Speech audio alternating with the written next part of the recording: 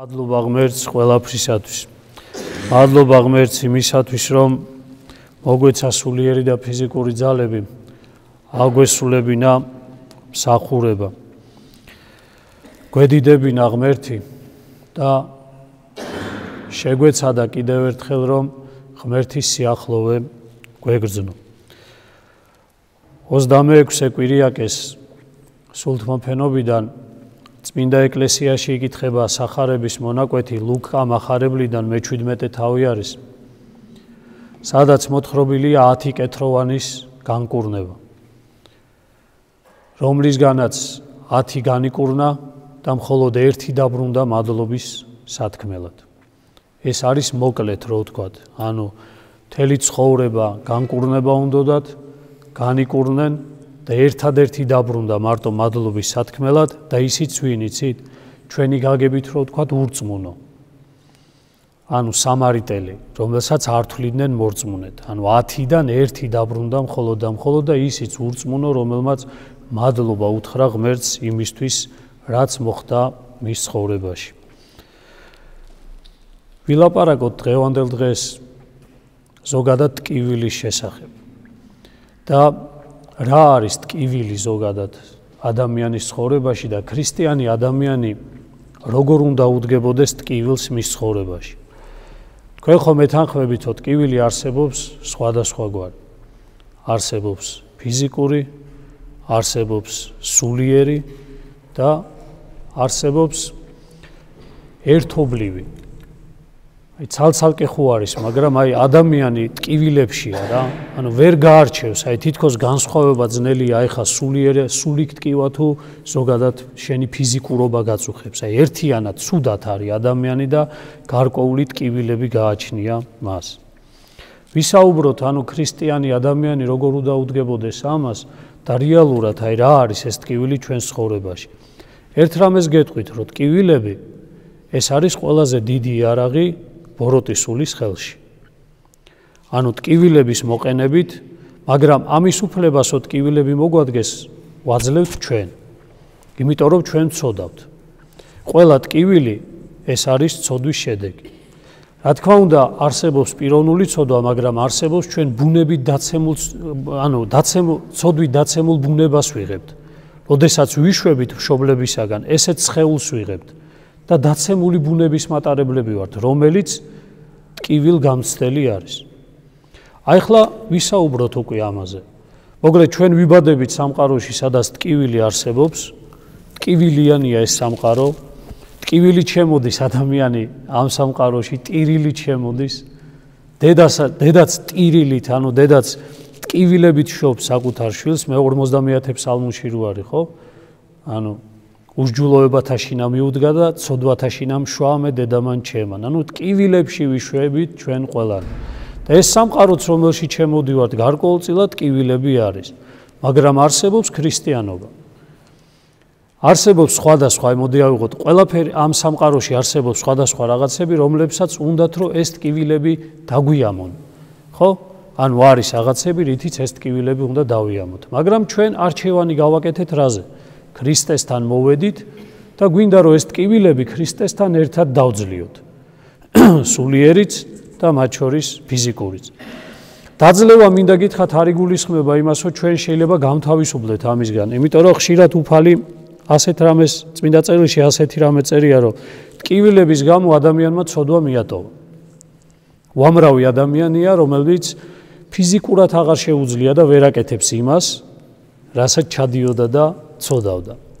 არის ადამიანები მრისხანე, რომლებსაც ისეთი რამ დაემართათ, რომ ამ მრისხანებას ვერ ამჟღავნებენ. შეიძლება გულში მრისხანებენ, მაგრამ გარეთ ისინი ვეღარ აკეთებენ ამას.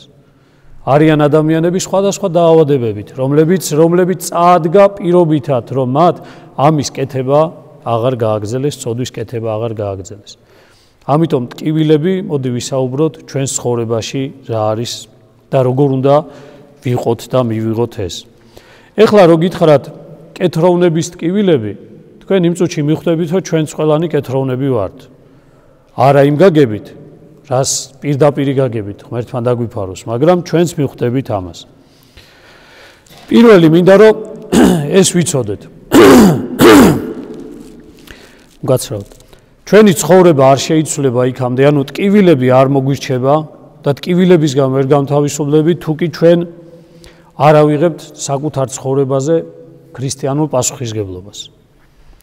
ანუ ადამიანი, რომელიც პირდაპირ გაგებით, ანუ არ იტყვის, რომ მე ქრისტიანი ვარ და ასე უნდა ვიცხოვრო, ასეთ ადამიანს მოკლედ ტკივილები თავისთავად, როგორ გითხრათ, იცი, უმრავლდება კი არა, რაღაც ქრისტიანი არ არის, ამიტომ კი არა.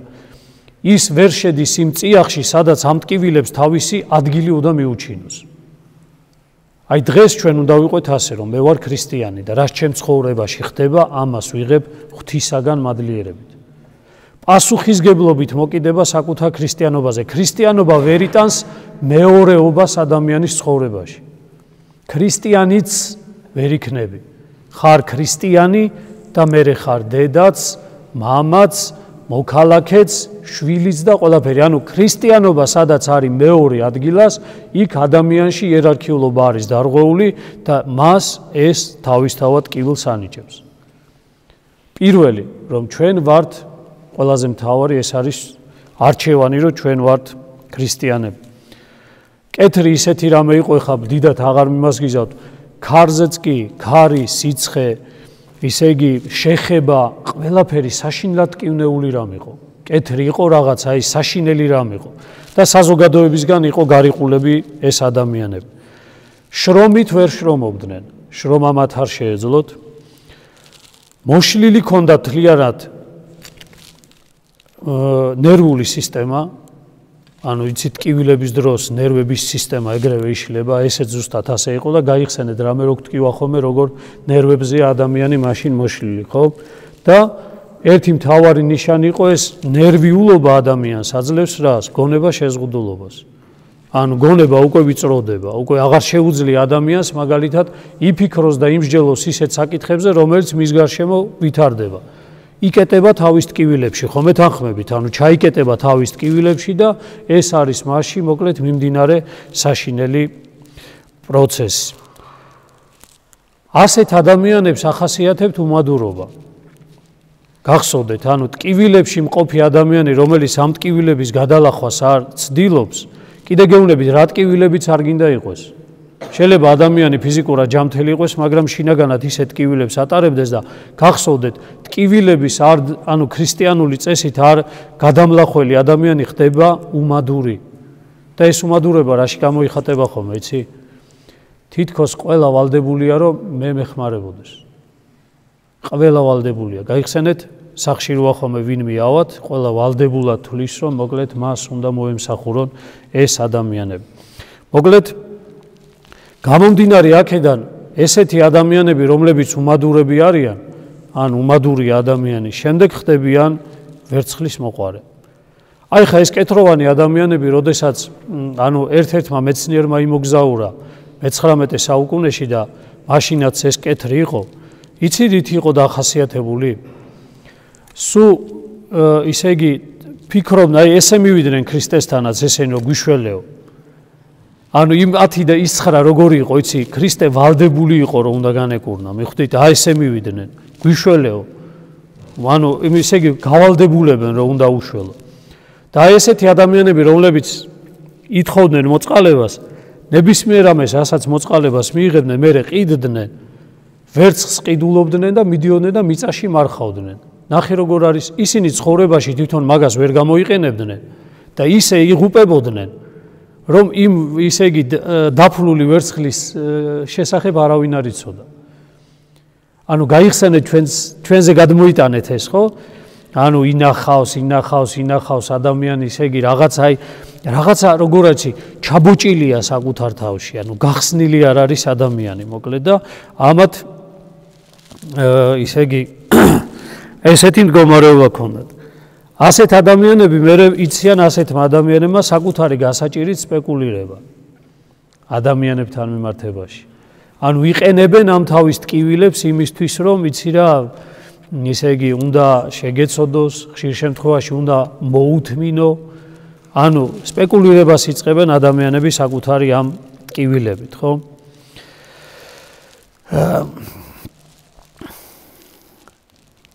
აი ახლა მივადექით აი ამ საკითხს უკვე რა.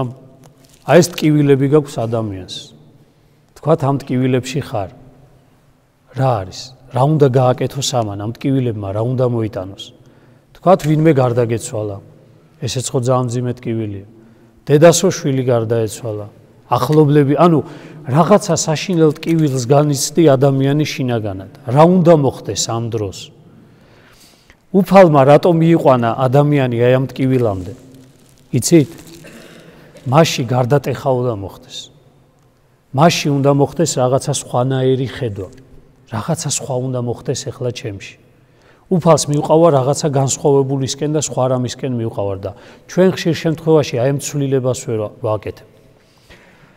ჩვენ ერზეც წინაზეც გითხარით, აი ეს ტკივილებია დღეს დაშვებული. აი ეს ტკივილებია დღეს დაშვებული, რომ ანუ სულიერი თუ ფიზიკური. აიღეთ ისე იგი დაავადებები, რომელიც თავისთავად არის და ამაზე ყველანი აღნიშნავენ, როგორც ფიზიკური ტკივილები არის გამრავლებული, ასევე სულიერი ტკივილები არის ერში გამრავლებული ძალიან ბევრი. და ჩვენ როგორ არის, იცით, ჩვენ გვინდა რომ ისე იგი ისე დავიბადოთ ქრისტიანებად და ისე ვიქცეთ ქრისტიანებად, რომ ტკივილები არ ქონდეს ადამიანს. წინაზეც გითხარით და ჩვენ ახლა ვართ აი ამ რას ავირჩევთ? უფალმა იმ ტკივილამდე მიგვიყვანა და იმ ტკივილამდე მიგვიყვანა, რომ ერთმანეთს ვეჩხუბებით. 30 წლის უკანაც მიგვიყვანა აქამდე, მაგრამ ანუ არსებითად ჩვენ დასკვნები ვერ გავაკეთეთ.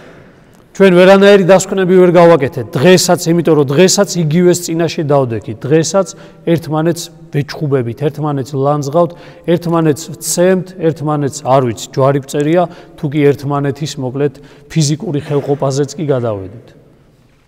ანუ ტკივილები, რომელიც არის, არ არის მხოლოდ კონკრეტული, არამედ ეს მთლიანი ერის ტკივილი არის. დღეს აი ამ ტკივილებით უნდა უფალმა რაქნას, იცი, გადააფასეთ, აბა. ვერ მიხვდით კიდე, აბა დღეს იქნება მიხვდეს. ანუ ჩვენში არსებული სულიერი და ფიზიკური ტკივილები არის ადამიანის გარდასაქმნელად, სხვაგან გასახედებლად. ხო ხედავ რომ ამ გზამ ერთი გზა, რომელიც არჩეული გააქვთ, ტკივილამდე მიგიყვანა. ჩვენ ძალიან ვატკინეთ ერთმანეთს გული. ჩვენც ხო გვეტკინა და ერთმანეთსაც საშინელება გავუკეთეთ. ახლა მეორეთი ისევ ამ გზას დავადექი და ისევ გზა ამ გზიდან გამომდინარე ისევ ამ ტკივილებამდე მივედით. ისმის კითხვა გადაფასების დრო ხო არ დადგა? რაღაცა ხო არ უნდა მივხვდეთ იქნებ რომ ყველა ეს ჩვენი არჩეული რაღაცა გარკვეული ესეთი გზა მიგვიყვანა ჩვენ ერთმანეთთან ტრობამდე. იქნებ ღმერთი ამას გვეუბნება თქვენ რომ გაიხედეთ ცოტა გვერდზე. გაიხედეთ იქით კი რა არის ღირებული და რა არის მოკლედ ადამიანში ფასეული. რა უნდა გაიღვიძოს ახლა ჩვენში ქრისტიანებო? მინდა გითხრათ რომ ყველაზე მთავარი რამაც უნდა გაიღვიძოს ჩვენში, რომ აი ეს ტკივილები მთლიანად მოგვეხსნას და დაგვიამდეს, ეს არის მადლიერება. ადამიანი, რომელსაც მადლიერება არ არის, ყველაფრის მიუხედავად, ამიტომ ვიწყებთ ხოლმე ჩვენ გახსოვთ, რომ დიდება და მადლობა ღმერთს ყველაფრისთვის. ეს არ არის ლიტონის სიტყვები. ეს არის სულის ამოძახილი უნდა იყოს ყველა ადამიანის. რომ მადლიერება თუ არ არის ადამიანში, ის ადამიანი იცოდეთ, მოკლედ არც ქრისტიანად ვარგა, არც საზოგადოების წევრად ვარგა და საერთოდ არაფრად არ ვარგა. ადამიანში ვისშიც მადლიერება არ არის. ეხლა დასვავთ კითხვას ხო? ამდენი ტკივილები მაქვს, მამაო და რა მადლობა, რაში ვთქვა მადლობა? ამ გაჭირვებულ და გაუბედურებულ ცხოვრებაში მადლობა რაზე უნდა ვთქვა და აი ეს არის ის, რაზეც ფაქტორად მოყავთ ეკლესიის გარეთ მყოფ ადამიანებს. და აი ქრისტიანი ვინ არის განსხვავებული, რატოა განსხვავებული ქრისტიანი, რომ აი ეს შეუძლია მიუხედავად ამისა მადლობა უთხრას ღმერთს ამ ყველაფრისთვის. გარეთ რო გახვიდე და თქვა რომ მადლობა ღმერთს ყველაფრისთვის რაც ხდება დღეს ადამიანები შეგჭამე რა ის მადლობას იძახი, ნახე რა ამბავია ჩვენს თუნდაც ქვეყანაში და მერე კიდე თუნდაც იმაში სამყაროში. რა დროს მადლობა არის? და აი ქრისტიანი ადამიანი ეს არის ის, ვინც თავისთავად ყოველთვის გზნობს აი ამ მადლიერების მნიშვნელობას ჩვენს ცხოვრებაში. გამომდინარე აქედან მინდა გითხრათ, რა ქვია ჩვენს მთავარ მსახურებას? წირვას რა ქვია? ევქარისტია. ევქარისტია ბერძნული სიტყვა, თავდაპირველად, ანუ ფუძე მსახურებისა ეს არის ევქარისტია და ევქარისტია ნიშნავს ევხარისტო არის მადლობა. ყოველი წირვა ეს არის მადლობის აღვლენა ღმერთისადმი. იქ ღმერთი გვაძლევს ჩვენ ყველაფერს. ჩვენ მოგვაქვს ჩვენი ტკივილები, ვდებთ ღვთის საკურთხეველზე და ვეძახით, უფალო აკურთხე ეს ჩემი ტკივილები. განა ის რომ თუ ვინმე შეძლებს, განა განმკურნე და მომაცილე კი არა. ძალა მომეცი რომ ეს ტკივილები ავიტანო და თუ შენინება იქნება გამანთავისუფლე კიდეც ამისგან. მე მოვიტანე ჩემი რწმენა დავდე ღვთის საკურთხეველზე და უთხარი უფალო აკურთხე ჩემი სარწმუნოები.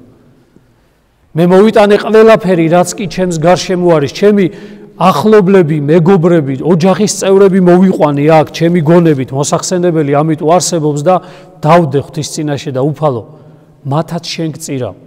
გევედრები აკურთხე ეს. აი ჩვენი ლოცვა ეს არის და ჩვენი მთელი ბოლო ნაწილი, ესე რომ ვთქვათ, ევქარისტიის ნაწილი არის რომ მადლობა ღმერთო ამ ყველაფრისთვის. თუკი მადლიერება არ არის ჩვენში, მაშინ ეს ძალიან დიდ ტკივილად და სიმძიმედ აწვება ადამიანს.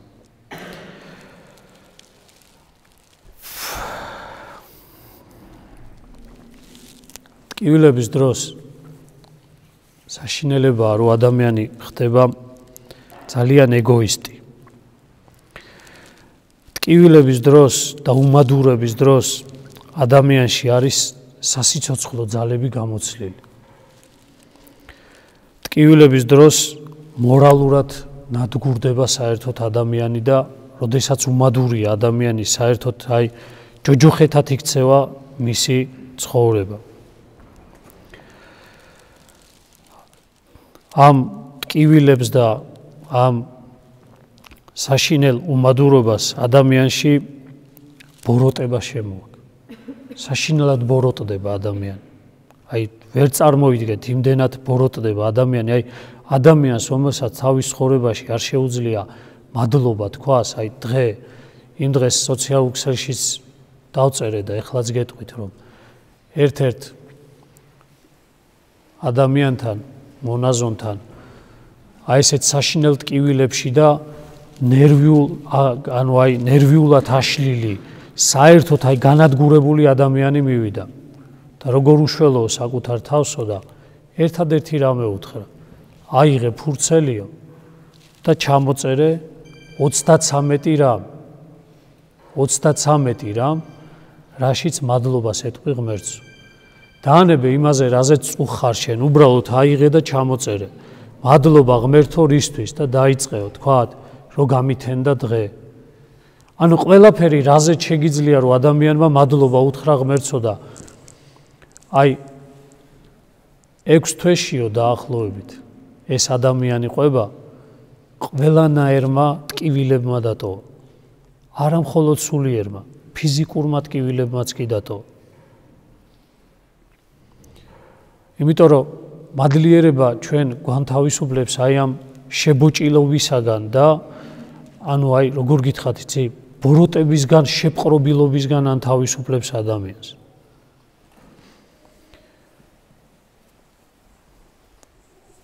მადლიერების გზნობას იმხელა მადლი შემოაქვს ადამიანში, ჩვენ რო ვიძახით ხოლმე სიყვარული.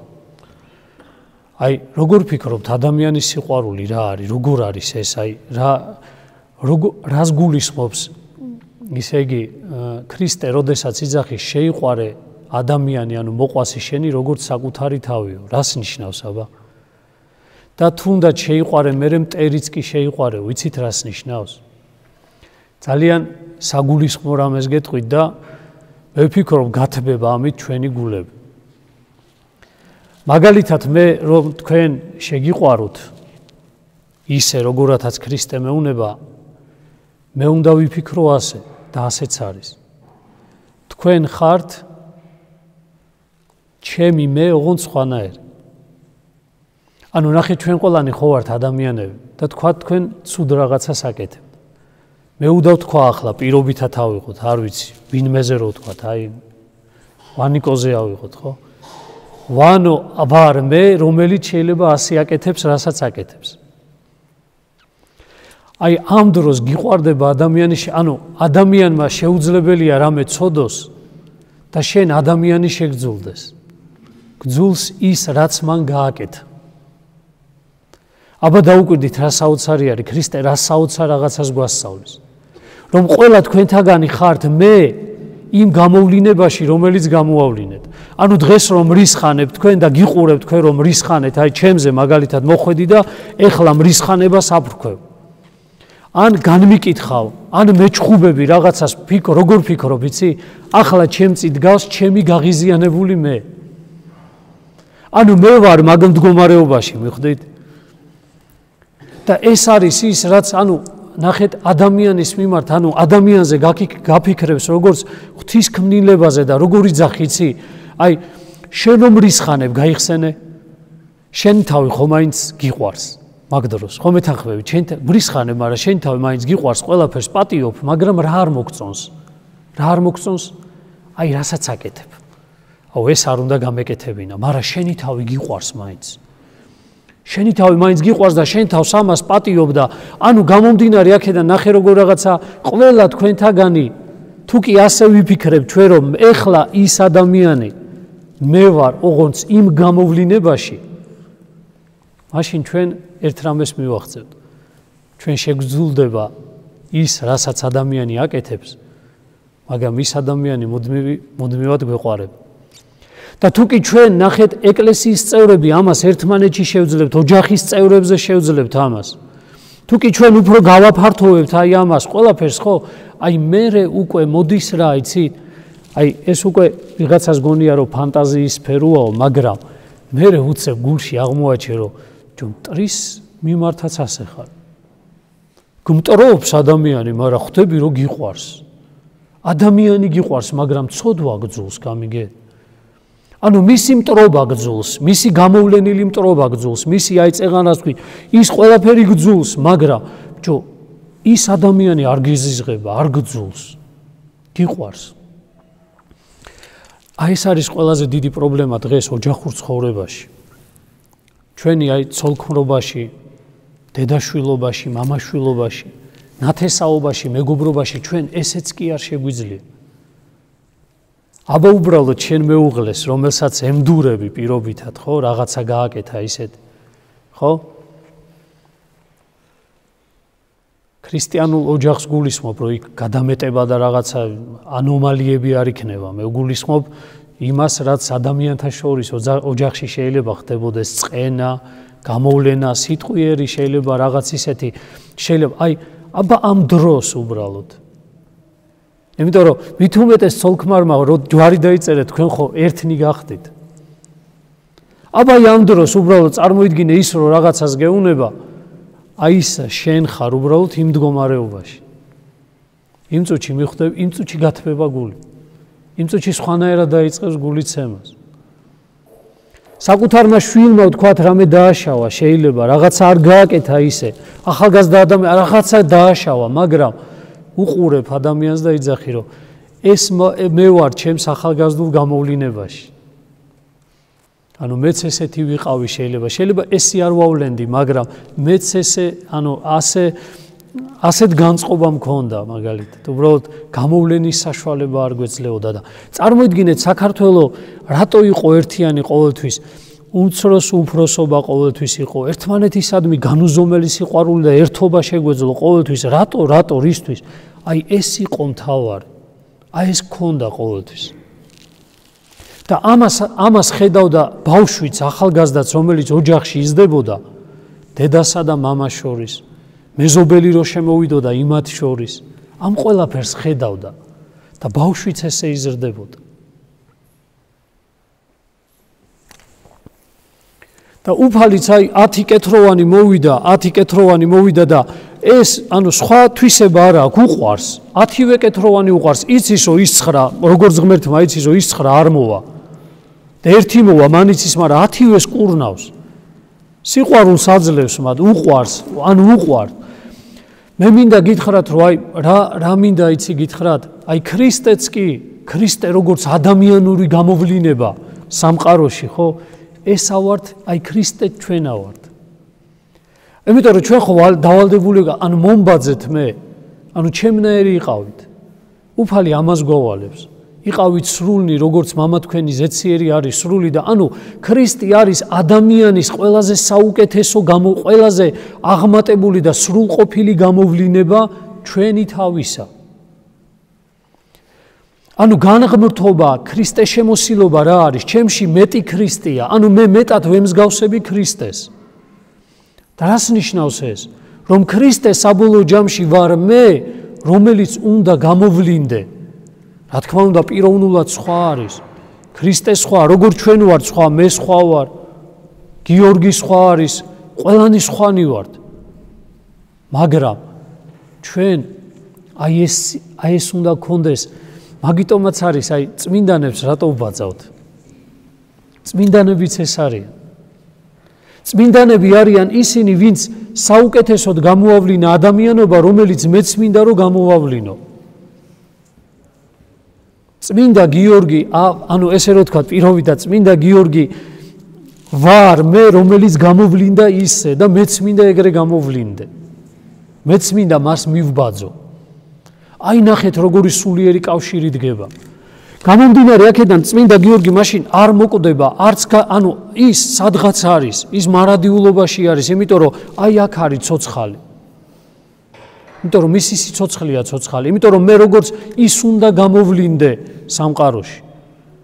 მაგრამ ამავე დროს ეს ყველაფერი მიმყვანებელია ქრისტესთან ისე იგი ქრისტესნაირად უნდა გამოვლინდეს ადამიანი.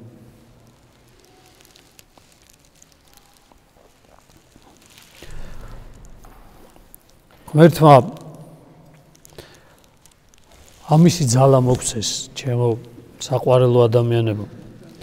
ძალა მოგცეს იმისა, რომ ქართველს გახსოვთ, ქართველი შეაყვარეო. მთელი ჩვენი ლიტერატურაც ამაზე არის. სულ ჩვენ ვიცოდით ის, რომ ყველაზე დიდი პრობლემა გქონდა, რომ ჩვენ ერთმანეთი არ გვიყვარდა და როცა ერთმანეთი გვიყვარდა, ოღონდ გვიყვარდა ქრისტიანული სიყვარულით, მაშინ ყოველ შემთხვევაში არ აღნიშნავ იმას, რომ ჩვენ ისე იგი, რამეს ისეც ვაკეთებდით, მაგრამ ყოველ შემთხვევაში ამ მიწაზე ბედნიერად ვცხოვრობდით ერთმანეთთან. ერთმანეთის დანახვა გვიხაროდა, ერთმანეთის ტკივილი გვტკიოდა, ერთმანეთის სიხარული გვიხაროდა, ერთმანეთის სიმძიმის ტვირთვა შეგვეძლო. მაგრამ დღეს ზუსტად ესაა დაკარგული. ქრისტე მოაცილეს თუ არა, ღმერთი მოაცილეს თუ არა საზოგადოებას, ამ საზოგადოებას ვიღებ და დღეს კიდე დინამიკა იქით მიდის. კიდე მეტი უღმერთობა შემოდის საზოგადოებაში. სადაც ნახეთ ქრისტე რა არის? ქრისტე არის ის, ვინც მე მაიძულებს შევიცვალო. ჩემო მეგობრებო, რელიგია, რომელიც ადამიანს არ ცვლის, გახსოვდეთ, რომ ის რელიგია აღარ არის. ქრისტიანობა, რომელზეც ჩვენ ვიტყვით, რომ იყავი როგორიც ხარ, დღეს რასაც სამყარო იძახის, მიიღე საკუთარი თავი როგორიც ხარ და დანარჩენი ქრისტე შენ მაინც შეგიწყალებს. ეს არის აქაა დაშვებული შეცდომა, ამას დაადგა მთელი მსოფლიოს, ქრისტიანული წიაღები, რომელიც იყო, ამას დაადგა. ქრისტიანობა ვეღარ ცვლის ადამიანებს, მიხვდით?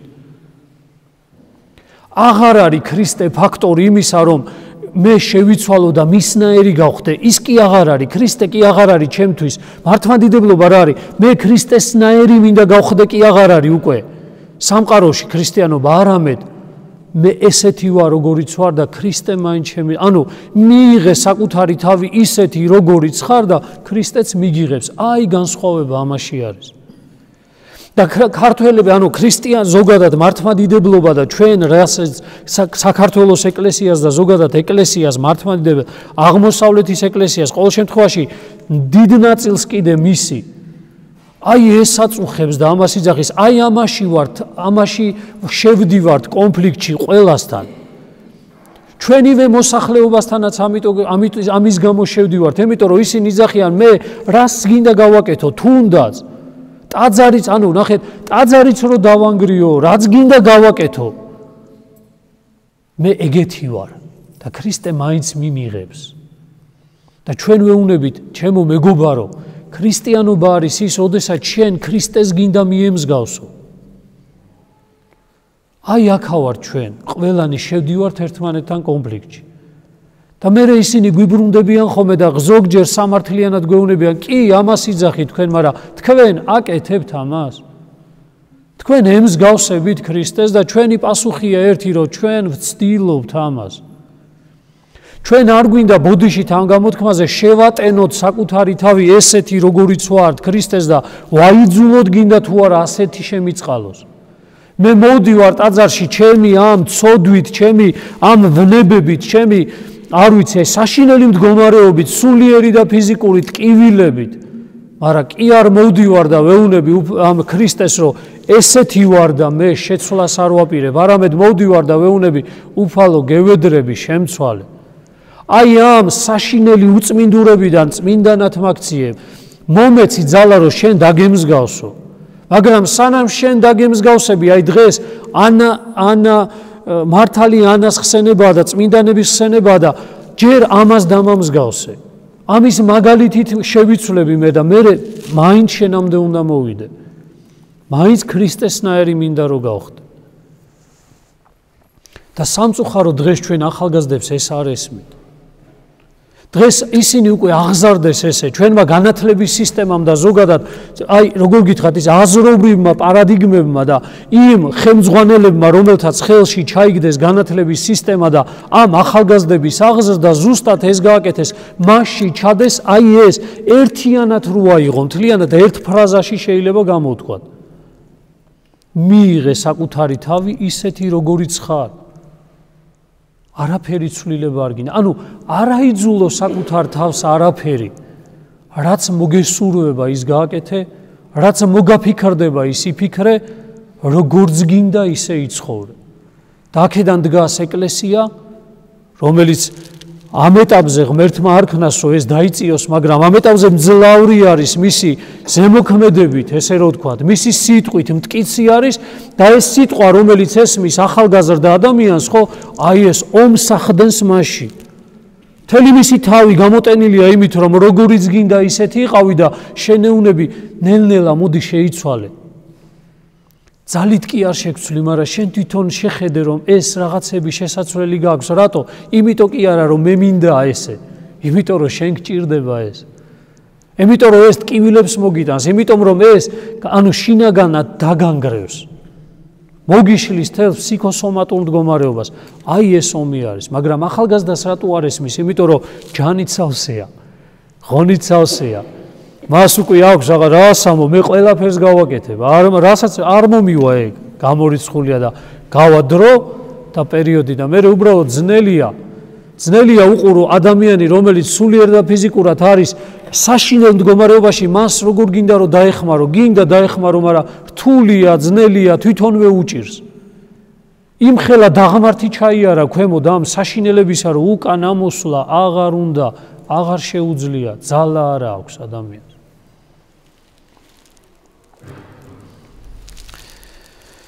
ღმერთმა მადლიერების გრძნობა მოგცეს და მადლობა ღმერთს და დიდება ღმერთს ყველაფრისათვის. მადლობა რწმენისათვის, აი ამ საოცარი სიხარულისათვის, რასაც რწმენა ქვია და ამ შინაგან სიმტკიცისათვის, რომელიც მიუხედავად ყველაფრისა ქრისტიან ადამიანში არის და ქრისტიან ადამიანში ხორციელდება. ღმერთმა 10 კეთროვანის მსგავსად ყველანი განკურნოს და ღმერთმა ის ეკნას, რომ ჩვენ 10-ვენი დაუბრუნებულიყავით უფლისათვის მადლობის სათქმელად და მადლობა ღმერთს ყველაფრისათვის. ამინ. დალოცვილი და გახარებული გამყოფოთ ღმერთო.